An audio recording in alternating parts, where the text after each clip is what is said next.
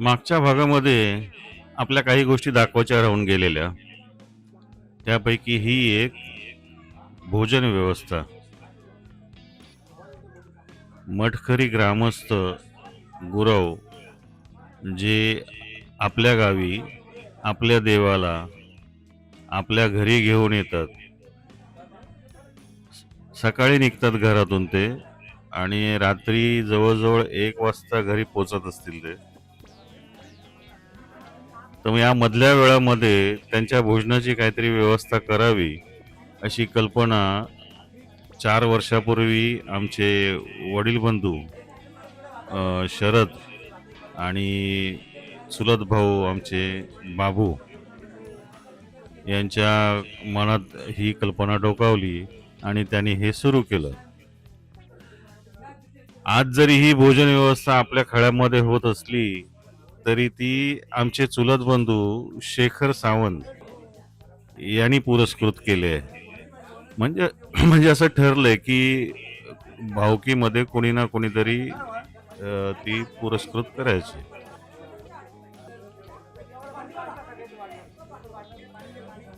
आमची तीर्था पंक्तीमध्ये जेवत होती. तर ही फार चांगली कल्पना आहे की त्यांची व्यवस्था पण होते आणि का कसं असतं की दुपारपर्यंत पालखी वरती असते आणि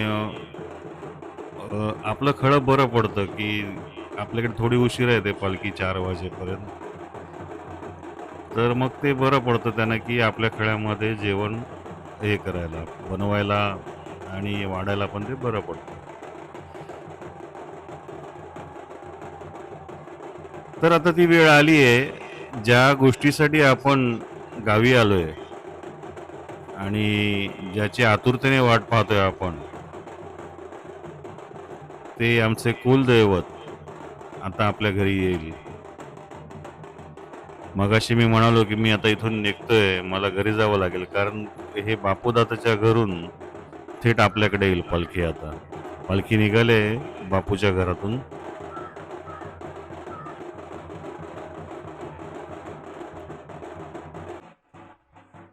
आणि आता आपल्याकडे येते.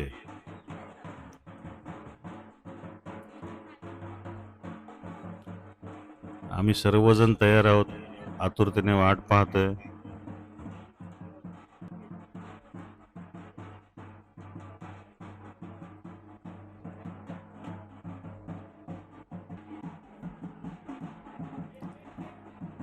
यावेळी पालखी मुख्य प्रवेशद्वारापासून येते आपल्याकडे, नाहीतर मग इतर वेळेला दुसरी पायवाट आहे तिथून आणायची. राजू आणि सौरभ दोघे जण भोई आहेत.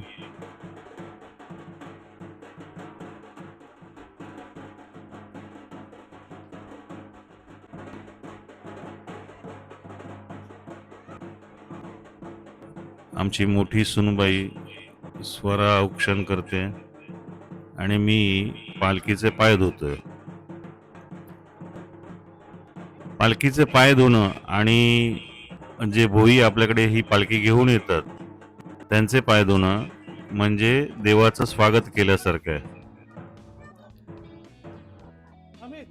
नंदा त्यानंतर वहिनी औक्षण करून घेतील.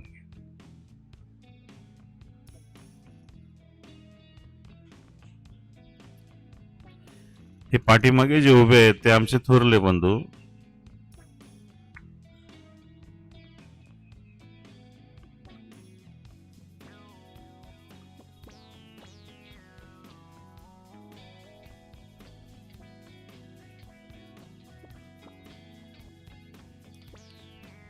देवाचं आगमन आपल्या घरी झालेलं आहे.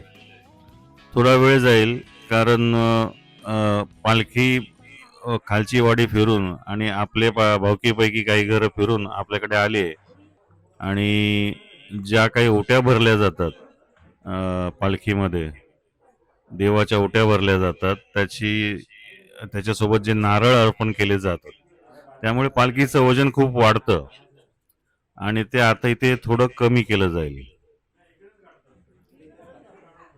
म्हणजे असं त्यांना जवळजवळ 3 ठिकाणी तरी करावं लागत असेल, पण ही पहिली वेळ आपल्याकडे आहे. त्यांच्यासाठी आम्ही पिशव्या वगैरे तयार ठेवतो.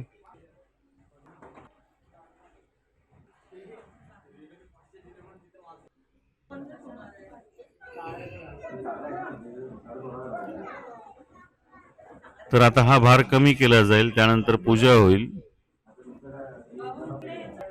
आमची तीर्थामध्ये लुडबुड करते, निरखून बघते काय काय करतायत ते.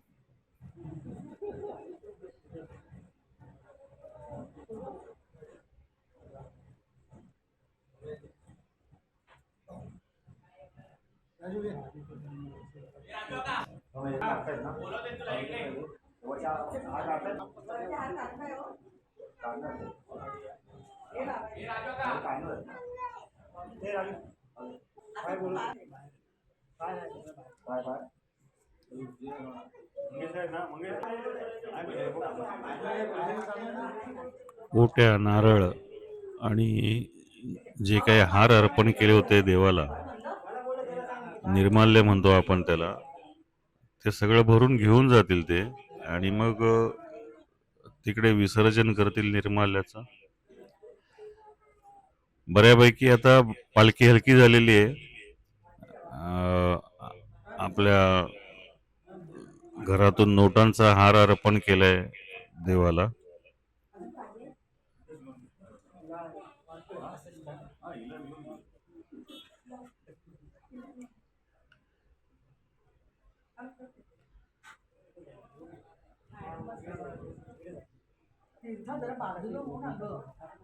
नोटांचा हार अर्पण करण्यामागे कल्पना अशी आहे की निर्माल्य त्याचं विसर्जन केलं जाईल, पण ज्या आपण आर्थिक जे काय करतो ते मंदिराच्या कामी येतं.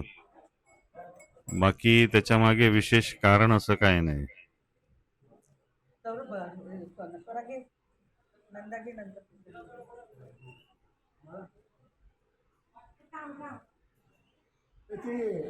पूजा संपन्न झाली आणि आता आपण देवाला नमस्कार करून घेऊ.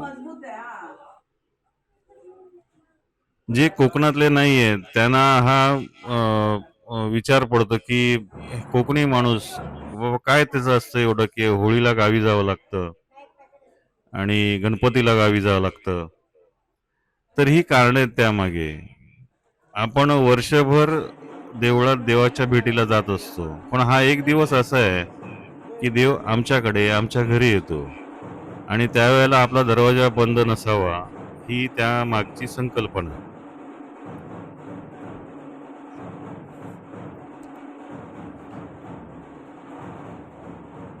त्यामुळे सोशल मीडियावर हे जे विनोद फिरत असतात की कोकणी माणसाच्या मूलभूत 3 गरजा, होळीची सुट्टी, गणपतीची सुट्टी आणि मे महिन्याची सुट्टी. मे महिन्यामध्ये रानमेवा असतो, आंबे, करवंद, काजू. त्यासाठी कोकणी माणूस गावी पळतो.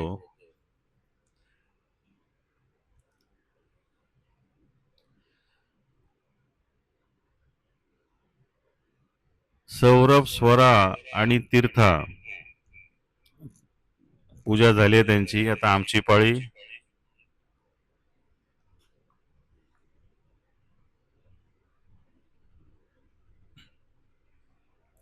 त्यानंतर आमचे मोठे बंधू.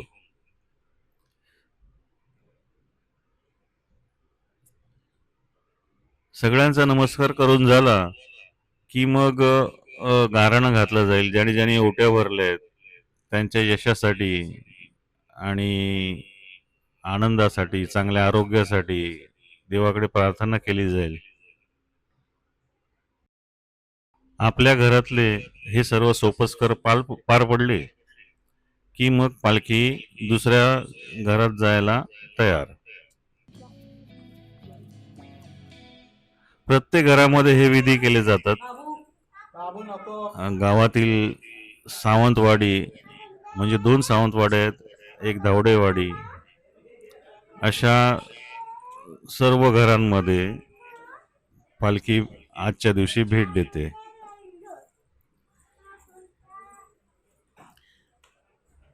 कसं आहे ना, आता पिढ्या वाढत चालल्या आहेत, घरं वाढत चालले, त्यामुळे थोडा उशीर होतो, एक दिवस पुरत नाही, खूप पळापळ होते.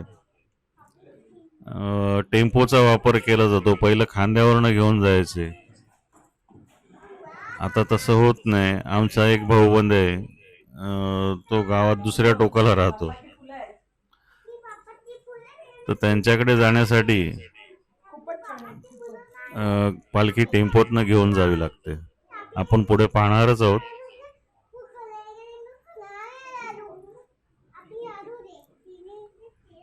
संपलं का? संपला? चल तिकडच्या आजीकडे जायचंय. नाही तू कुठे बघ जरा. हे चकुली, तीर्था देवाशी गप्पा मारते, देवाला प्रसाद देते.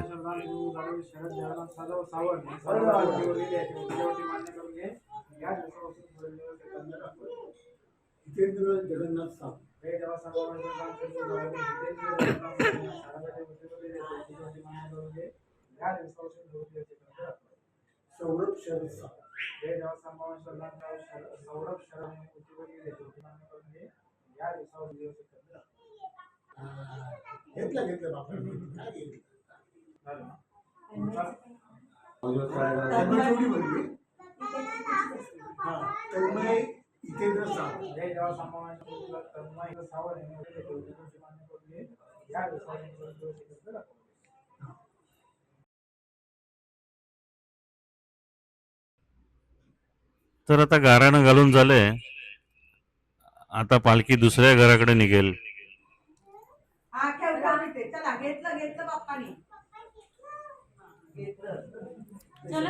आता या पुढचं जे घर आहे ते आमच्या धाकट्या चुलत्यांचं घर आहे, म्हणजे त्यांची मुलं यशवंत आणि सतीश यांनी त्यांच्या वडिलांच्या इच्छापूर्तीसाठी ते घर बांधले.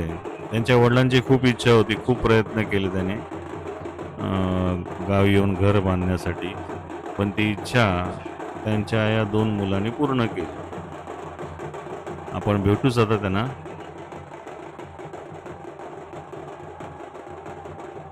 हा जो पालखी घेऊन येतोय तो यशवंत, आणि पालखीचं स्वागत करतोय तो सतीश. आमच्या मोठ्या बंधूंची खूप इच्छा होती की यावर्षी पालखी या घरामध्ये यावी, त्यामुळे जवळजवळ 3-4 महिन्यामध्ये हे घर बांधून पूर्ण केले. अजून काही बांधकाम बाकी आहे, पण राहण्यायोग्य आहे घर, आता राहण्यायोग्य बनवलं. थोडं प्लास्टरिंगचं काम बाकी आहे अजून, पण ते होईल आता पुढे.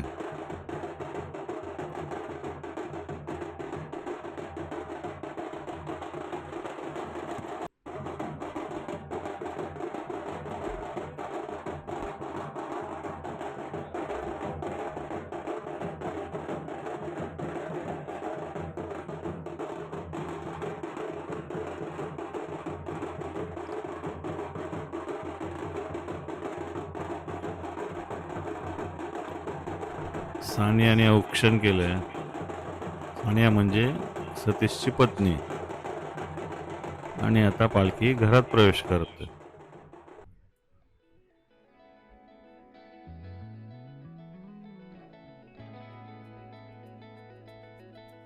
तर मित्रांनो, ही 2 घरं मी तुम्हाला पूर्ण दाखवली.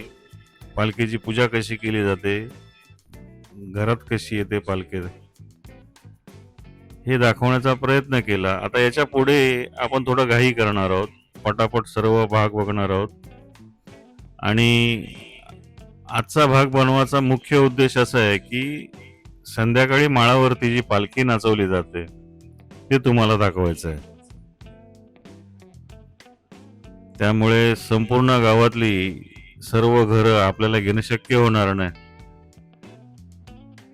म्हणजे जरी ती चित्रीकरण केलं असेल मी, तरी पण ते या भागामध्ये ऍड करणं शक्य नाही, कारण भाग खूप मोठा आहे.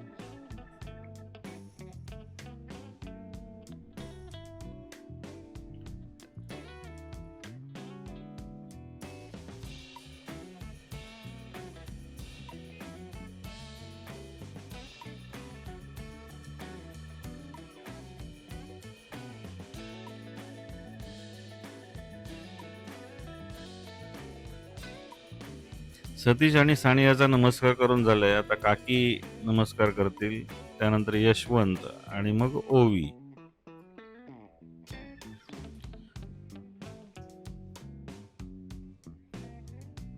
ओवी म्हणजे आमची छोटी पुतणी. आता तीच शूटिंग करते, कारण मला घरी यावं लागलं. त्यानंतर कॅमेरा मग तिच्याकडे दिला आणि तिला म्हटलं याच्या पुढचं शूटिंग तू कर. आता ती जेव्हा नमस्कार करेल देवाला तेव्हा मी घेईन. ही ओवी.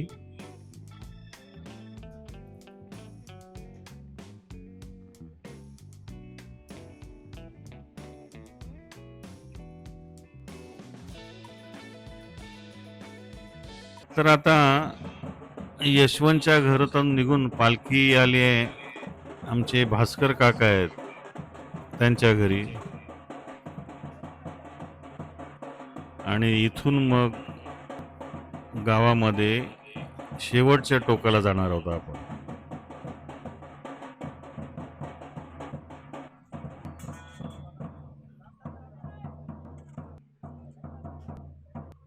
आमचे एक बंधू जे आहेत ते गावात शेवटच्या टोकाला राहतात एकटेच. किती त्यांना विनंती केली की या इकडे खाली या, आपण एकत्र राहू, तरी पण ते काय आपला हट्ट सोडत नाहीत.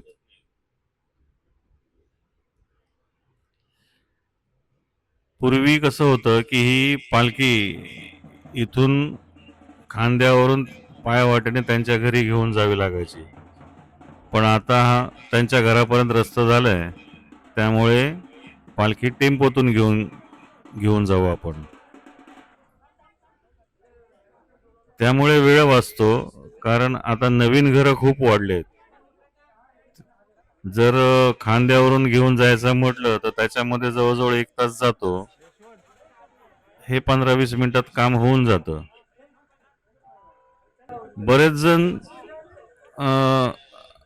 त्या बंधूंच्या घरी जातात, त्यांचं नाव आत्माराम आहे, त्यांच्याकडे जायला उत्सुक असतात, कारण आता संध्याकाळची वेळ आहे आणि त्या बंधूंना पण माहिती आहे की हे सगळे भोई आणि आपले हे सगळे गावकरी आणि भावकी आपली जी कोण पालखी सोबत येतील ते थकलेले असतील, आणि मग त्यांच्यासाठी गरम गरम शिरा तिकडे तयार असतो.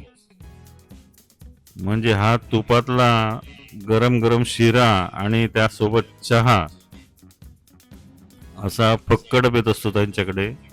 त्यामुळे सर्वजण तिकडे जायला उत्सुक असतात. आपण देखील निघालोय. पालखी टेम्पोतून पुढे गेले. छान रस्ता आहे त्यांच्या घरचा.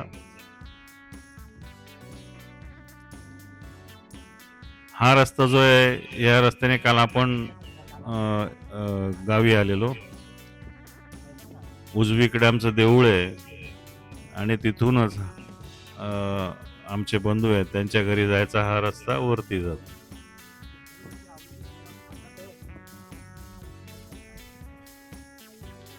याच रस्त्यालगत अजून काही घरं आहेत खाली देवळाजवळ. तिथे आमचा एक बंधू आहेत मंगेश सावंत.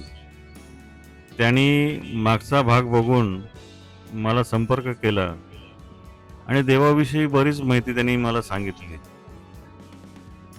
जी मला देखील माहित नव्हती. तर मी त्यांना म्हणालो की मी मे महिन्यामध्ये गावी येतोय आणि मग आपण प्रत्यक्ष भेटू आणि बोलू. खूप उत्साही वाटले ते. अगदी भरभरून देवाबद्दल बोलत होते, गावाबद्दल बोलत होते, गावच्या विकासाबद्दल बोलत होते. मी नक्की त्यांना भेटणार आहे मे महिन्यामध्ये.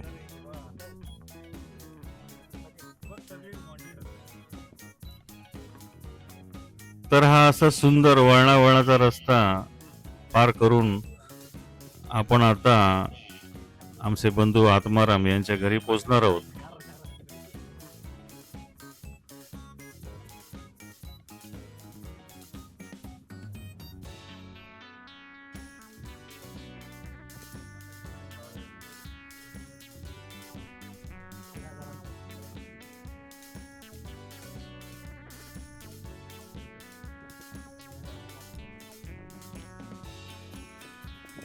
हे समोरच त्यांचं घर आहे आणि हा आजूबाजूचा परिसर अतिशय शांत वातावरण आहे.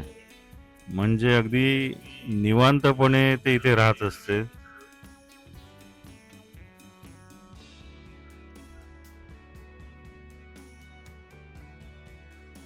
आपल्यासारख्याला एवढं लांब एकटं राहणं जमणार नाही, पण ते राहतात. धाडसी आहेत खूप.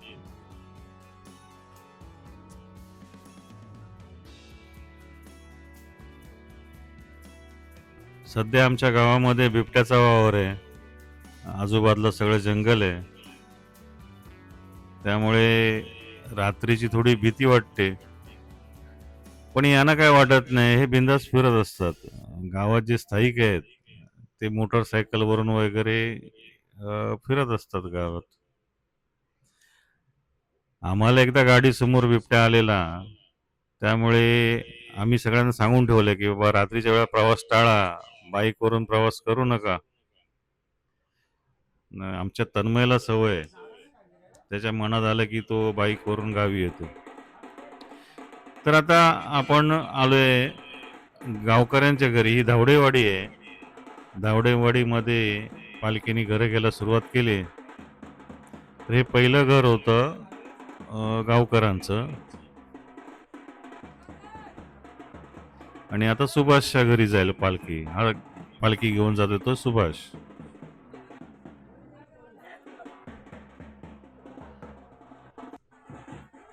मध्ये एक गणपती मंदिर आहे, तिथला भाग मी चित्रित केला होता, पण तो झाला नाही, सेव्ह झाला नाही तो मोबाईलमध्ये, त्यामुळे तो दाखवता आला नाही. अशी बरीचशी गडबड झाली संपूर्ण दिवसाभरामध्ये की शूटिंग तर केलं, पण ते रेकॉर्ड नाही झालं, सेव्ह नाही झालं मोबाईलमध्ये.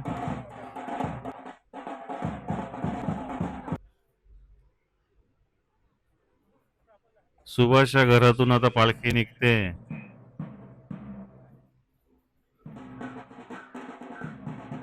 आणि आता पुन्हा वरती जाईल. बहुतेक याच्या पुढचं घर प्रकाशचं असेल.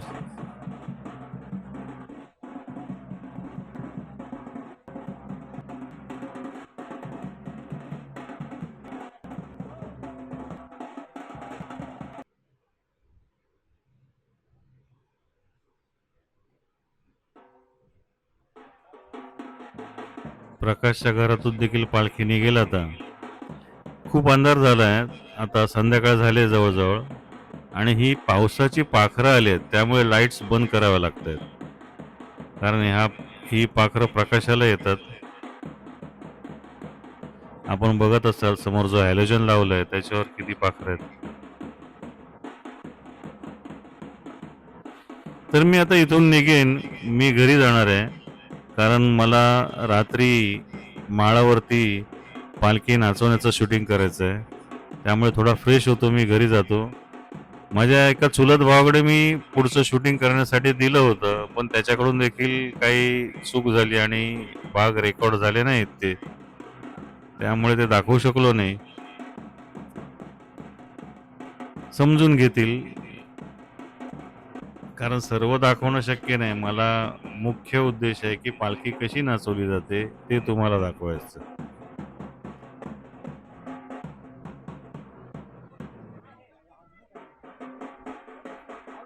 तर चला आता आपण थेट माळावरती भेटू, जिथे पालखी नाचवली जाईल.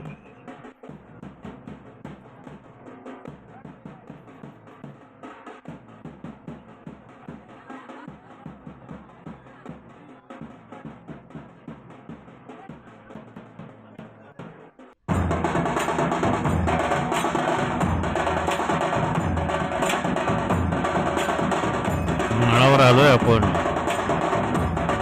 माळावर म्हणजे माळरा नाही. तुम्हाला कदाचित माहिती असेल, हा शब्द गावाकडचा शब्द आहे. पालखी आता सर्व गाव फिरून मुख्य घर जे आहे खालच्या सावंतवाडीमध्ये तिथे गेले.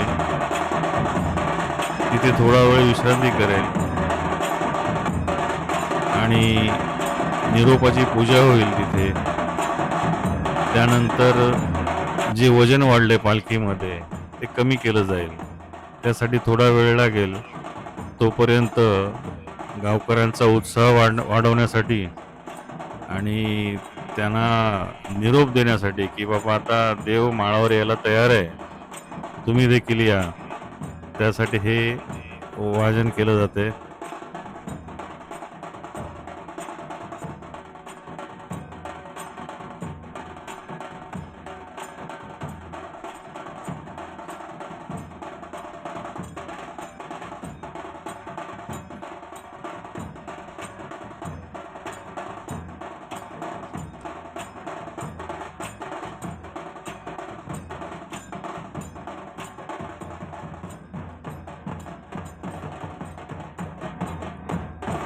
तुम्हाला मी तयारी दाखवायचा प्रयत्न करतो.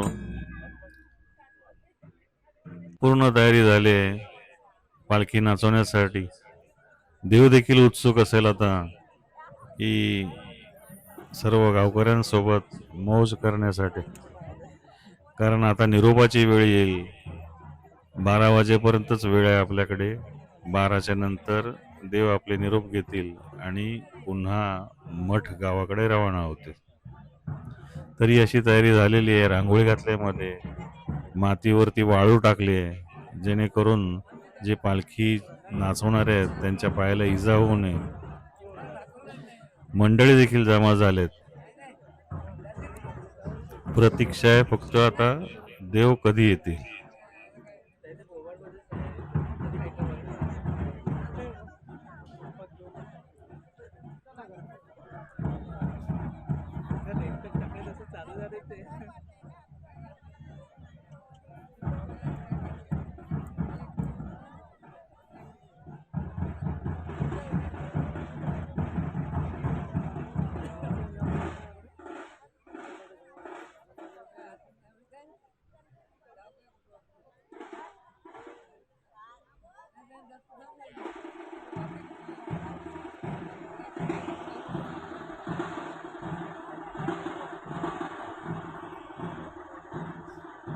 ही पालखी नाचवण्यासाठी आजूबाजूच्या गावातून देखील लोक येतात. पालखी निघाली आता आणि आता माळावरती येईल.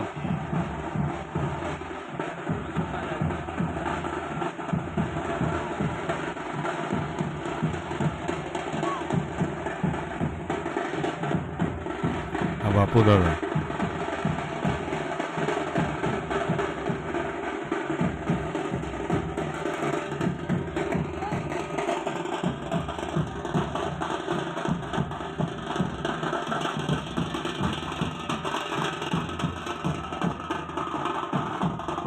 माळावरती पालखीचं आगमन झालंय आणि आता थोड्याच वेळात पालखी नाचवण्याच्या कार्यक्रमाला सुरुवात होईल.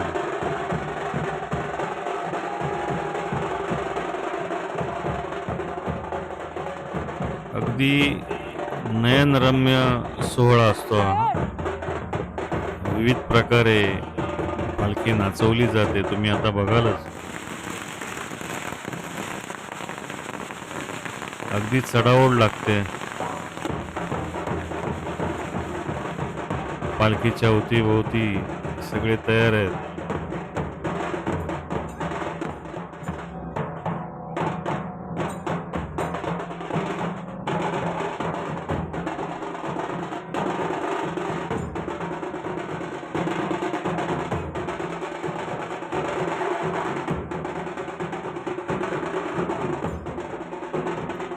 पटापट खांदे बदलले जातात, तयारच असतात. हे सगळे पट्टीचे पालखी नाचवणारे आहेत.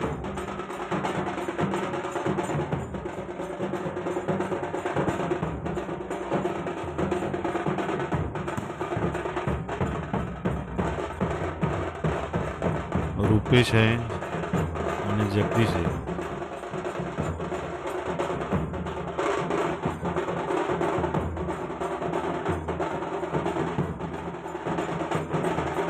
अगदी सगळ्यांची इच्छा पूर्ण केली जाते.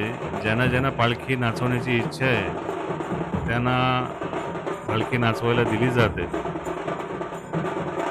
आणि हे आजूबाजूला जे आहेत ते असेच उभे नाही आहेत. एखादा गडी जर कमजोर पडतोय असं वाटत असेल त्यांना की ते पटकन त्याला सावरतात आणि पटकन पालखी आपल्या खांद्यावर घेतात.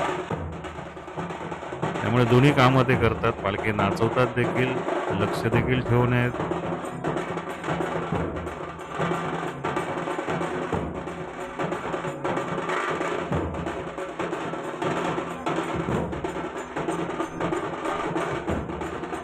बापूदादा नाचवतोय. बापूदादाची खासियत आहे, बापूदादा आणि आमचे आत्माराम धावडे म्हणून जे आहेत ते पालखी डोक्यावर घेऊन नाचवतात. आता त्यांचं वय झालंय, थोडे थकलेत, त्यामुळे त्यांना शक्य होत नाही. पण बापूने मला सांगितलंय की मी नाचवणार आहे डोक्यावर घेऊन, आणि त्या गोष्टीसाठी मी शेवटपर्यंत हे शूटिंग करणार आहे. पण पुढे त्याला नाही मिळाले नाचवायला, कारण वेळ भरपूर झालेला आणि मग ते नाही मिळालं त्याला. त्यामुळे सगळ्याच गोष्टी मी तुम्हाला दाखवत बसत नाही. हा जवळजवळ 20 मिनिटाचा भाग आहे, तो मी तुम्हाला इथे दाखवतोय. तुम्ही आनंद घ्या त्याचा. आणि मी आता इथे थांबतोय, माझी बडबड जास्त करत नाही. तुम्हाला जर माझा हा भाग आवडला, माझा प्रयत्न आवडला, तर नक्की त्याला लाईक करा, जास्तीत जास्त शेअर करा. माझ्या चॅनलला जर तुम्ही नवीन असाल तर चॅनलला सबस्क्राईब करा आणि बेल आयकॉनचं बटन देखील दाबा, म्हणजे नवीन भाग जर मी काही अपलोड केला तर त्याचं नोटिफिकेशन तुम्हाला कळेल.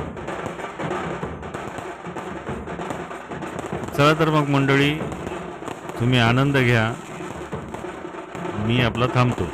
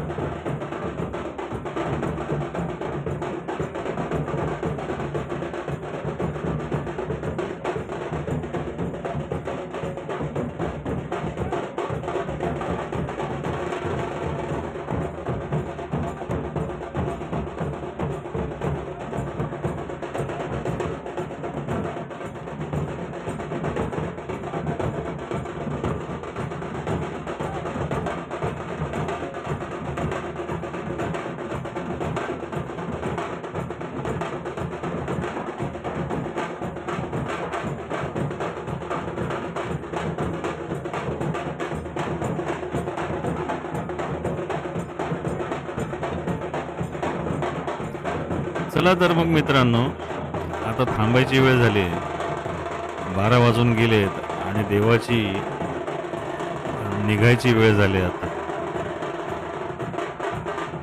निरोप देणं खूप कठीण असतं. त्यामुळे तुम्हाला दाखवणार नाहीये मी.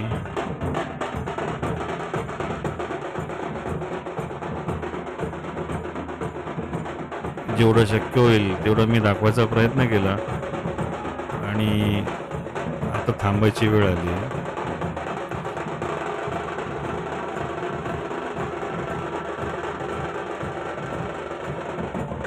हा थोडा अगोदरचा भाग आहे. अखेरचा भाग काय चित्रित केलाय पण मी इथे दाखवला नाहीये तो.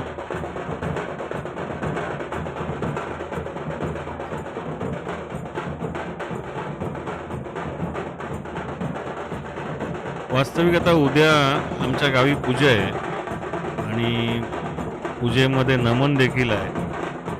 गावकऱ्यांना जेवण आहे.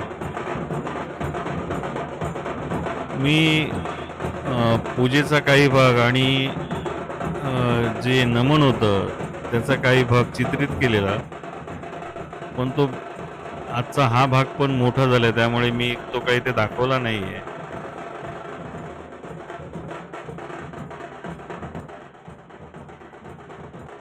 बऱ्याच जणांना नमन कला आवडते गावाकडची, मला विशेष नाही आवडत, त्यामुळे मी जास्त काही चित्रित नव्हतं केलेलं.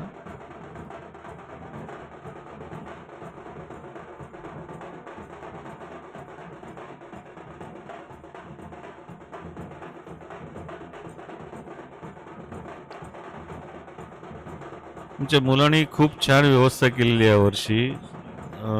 माळरान चांगलं तयार केलेलं पालखी नाचवण्यासाठी. रोषणाईची व्यवस्था चांगली केलेली.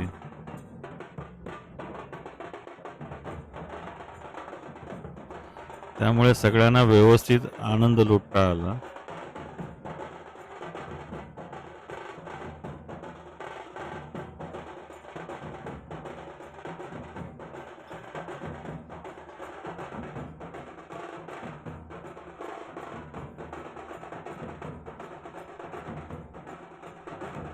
या मुलांचं विशेष कौतुक आहे.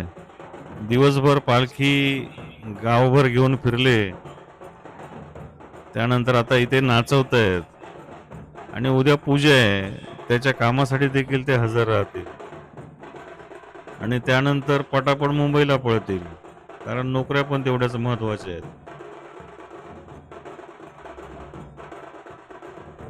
अजिबात त्यांना थकवा येत नाही. चेहऱ्यावर कुठे दिसत नाही की ते थकले. तसं खूप आनंदाने हे सगळं काम करत असतात ते.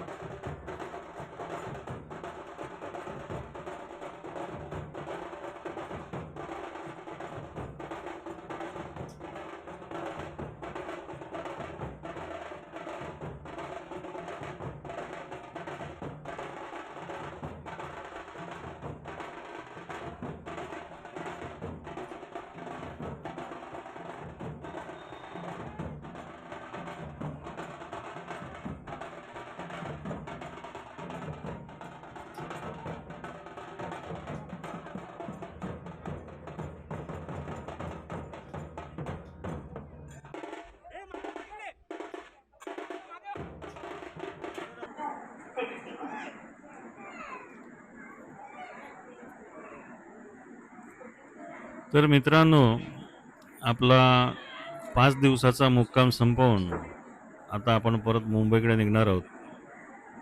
आपली गाडी येते समोरून, तेजस एक्सप्रेस. या गाडीने आपण आता प्रवास करणार आहोत. खूप मजा आली, खूप आनंद मिळाला. बरं वाटलं, गावी आलं की जरा बरं वाटतं, मन प्रसन्न होतं. आणि मुंबईमध्ये एकमेकांची भेट होत नाही आमची, पण गावी आल्यावर मात्र सगळ्यांची भेट होते.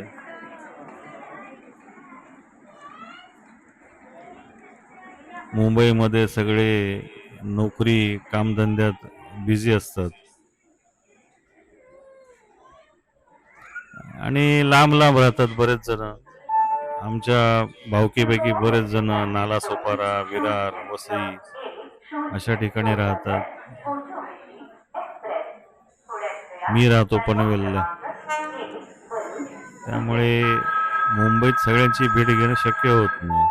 काय एखादी मीटिंग वगैरे असेल त्याच निमित्ताने भेट घेता येते, किंवा लग्न कार्य असेल कोणाचं त्या निमित्ताने भेट होते.